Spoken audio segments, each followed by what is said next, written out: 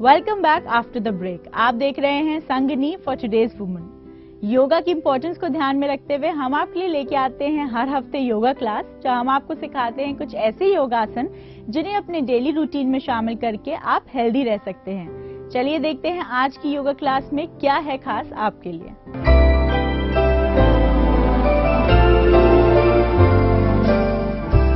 नमस्ते, मैं हूं आचार्य प्रतिष्ठा और आज हम जिस समस्या को लेकर के यहाँ बात करने आए हैं वो है मेमोरी लॉस, यानी याददाश्त का खो जाना। याददाश्त का खो जाना सुनने में बहुत बड़ी समस्या लगता है, लेकिन उसके छोटे छोटे से अंश हमारी डे टू डे लाइफ में भी हो जाते हैं। चीजों को भूल जाना, कहीं रख करके याद ना आना कि हमने कहाँ रखा था, नाम भूल जाना, और फिर बढ़ते बढ़ते वो समस्या इतनी बड़ी भी हो जाती है कि हम सभी कुछ भी भूल जाते हैं। यानी समस्या इससे पहले कि बहुत बड़ी हो, हमें उसका समाधान ढूंढ करके समाधान को अपनाना है और समस्या को दूर भगाना है। मेमोरी लॉस की समस्या बहुत आसानी से दूर हो सकती है यदि आप नियमित रूप से योग की क्रियाओं का अभ्यास करें। आज आप जानेंगे कि वो कौन सी योग की क्रियाएं हैं, कौन से भोजन है, कौन सा आहार है जिसको लेने से आपकी याददाश्त बहुत अच्छी हो सकती है। योगी बने, उपयोगी बने। आप जितने उपयोगी होंगे उतनी ही समाज आपको पूछेगा, हर कोई आपको पूछेगा। तो कौन सी योग की क्रियाएं हैं जिनको करने से आपकी मेमोरी बहुत शार्प हो सकती है, चाहे वो बच्चे हैं, चाहे वो टीनेजर्स हैं, चाहे वो एडल्ट्स हैं। सबसे पहले हम लेंगे ऊष्ट्रासन का अभ्यास। ऊष्ट्रासन कैसे करना है उसको अच्छी तरह से आप समझ लें। ऊष्ट्रासन के लिए आप वज्रासन में बैठ जाएंगे, यानी कि इस स्थिति में आ जाएंगे और इस स्थिति में आकर के एक पंजे पर दूसरे पंजे को टिका देंगे इस प्रकार से, और फिर वज्रासन में बैठ जाएंगे, यानी खुली हुई एड़ियों पे हम अपने हिप्स को टिका देते हैं। आंख बंद करके थोड़ी देर वज्रासन में बैठना और फिर यहीं से हिप्स को आगे की ओर पुश करते हुए अपने एड़ियों को हाथों से पकड़ना और गर्दन को ढीला छोड़ देना। यथा सामर्थ्य रुकने के बाद धीरे धीरे से वज्रासन में बैठ जाना। ये ऊष्ट्रासन उन लोगों के लिए है जो नियमित अभ्यास करते हैं। जो बिगिनर्स हैं वो इसको कैसे करेंगे ये भी आप समझ लें। बिगिनर्स के लिए पंजों को धरती पर टिका देंगे, यानी इस स्थिति में ना रह करके इस स्थिति में हम पैरों को ले आएंगे और टखनों को हाथों से पकड़ लेंगे। ये आपके लिए इजी हो जाता है। गर्दन को पीछे की ओर ढीला छोड़ देंगे और इस स्थिति में देखना कि रक्त का पूरा संचार मेरे सर की तरफ जा रहा है।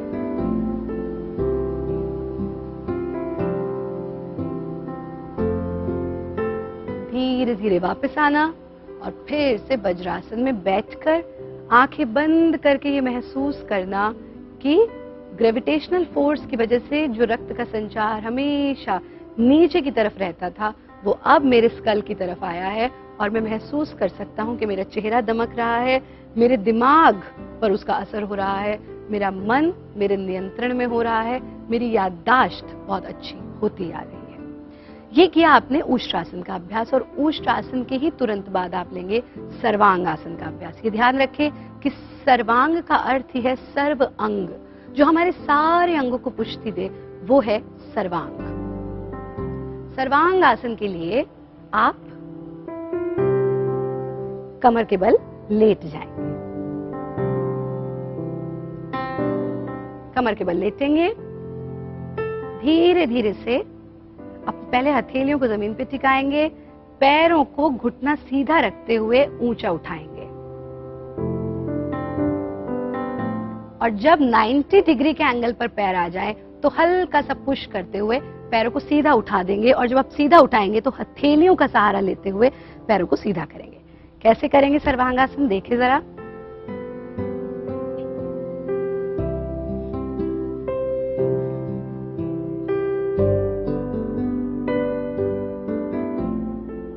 घुटने बिल्कुल सीधे रहेंगे, पैरों के पंजों को खुली आंखों से देखना और ये महसूस करना कि रक्त का संचार मेरी खोपड़ी की तरफ आ रहा है, मेरे पूरे स्कल को नरिश कर रहा है यथा सामर्थ्य नॉर्मल ब्रीदिंग के साथ इस स्थिति में रुकेंगे और धीरे धीरे से पहले कमर को जमीन पर टिकाएंगे, हिप्स को जमीन पर टिकाएंगे, पैरों को जमीन पर टिकाएंगे, शरीर को बिल्कुल ढीला छोड़ते हुए हथेलियों को आकाश की ओर खोल लेंगे, मन को बिल्कुल शांत रखेंगे। जब तक श्वास की गति बिल्कुल नियमित ना हो जाए तब तक इसी स्थिति में रुके रहना। और फिर बाईं ओर करवट लेकर धीरे से अपने आसन में बैठ जाना।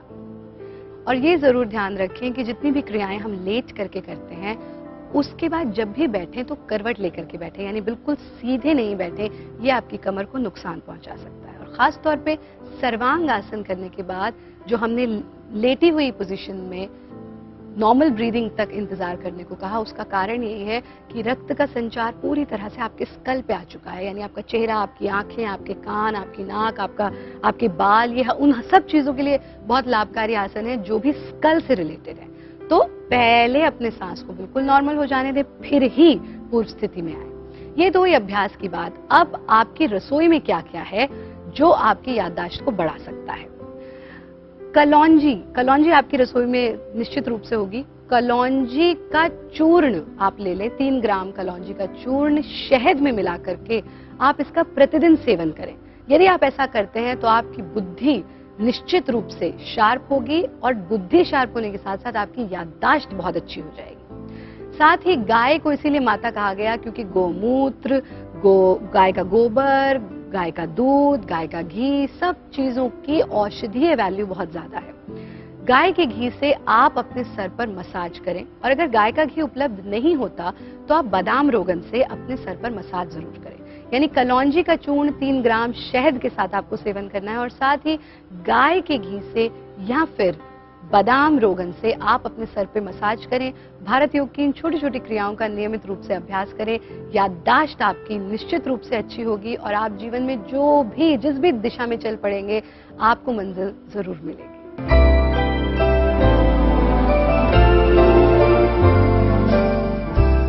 दर्शकों, अगर आपको बीमारियों से दूर रहना है तो आपको योगा को अपने डेली रूटीन में जरूर शामिल करना चाहिए। वक्त हो गया आपसे इजाजत लेने का, लेकिन उससे पहले मैं याद दिला दूं कि अगर आपके पास है कोई सवाल या हमारे शो से जुड़ा कोई सुझाव तो आप हमें लेके भेजिए हमारी ईमेल आईडी पे। हमारी ईमेल आईडी है sangani@etv.co.in। इसी के साथ साथ आप फेसबुक के थ्रू भी हमसे जुड़ सकते हैं। हमारी फेसबुक आईडी है facebook.com/etv संगनी। आपकी संगनी कल फिर हाजिर होगी कुछ नई जानकारियों के साथ। तब तक अपनी होस्ट हिना और संगनी की पूरी टीम को दीजिए इजाजत। स्वस्थ रहिए, अपना ख्याल रखिए और खूबसूरत दिखिए। Bye bye, take care.